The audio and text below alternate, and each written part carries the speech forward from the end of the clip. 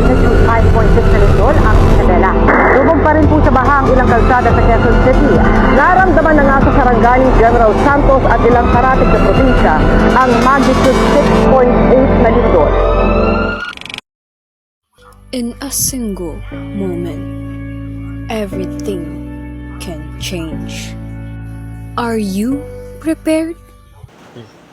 Hi everyone, I'm Daniel Sricanya and I'm going to represent Go Bug, which is what is our main topic today for our safety. Lalo na ngayon at ang sakuna ay kadalasan lagi na lang nangyayari tulad na lang ng lindol, baha at sunog. At saka yung normal na tropical talaga na bagyo. So, una sa lahat, ano nga ba ang kailangan natin?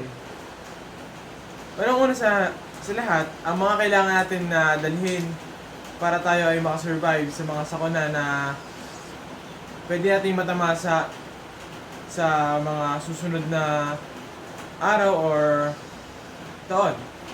So, ano nga ba ito? Tara, tuklasin natin. So, ano nga ba ang ating kailangan kapag tayo ay mag-evacuate? Unang-una sa lahat, ang kailangan natin ay pagkain. Ang pagkain ay ang pinakaunang kailangan natin kapag tayo mag-evacuate.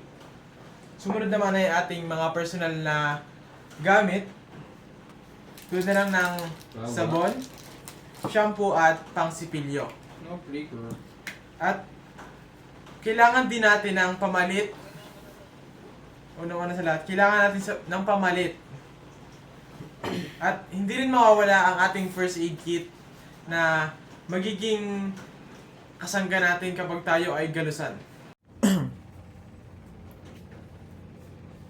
So, ito nga pala ang Go Bag. Tara, ilagay na natin ang ating mga kagamitan kapag tayo ay dinalasa ng sakuna.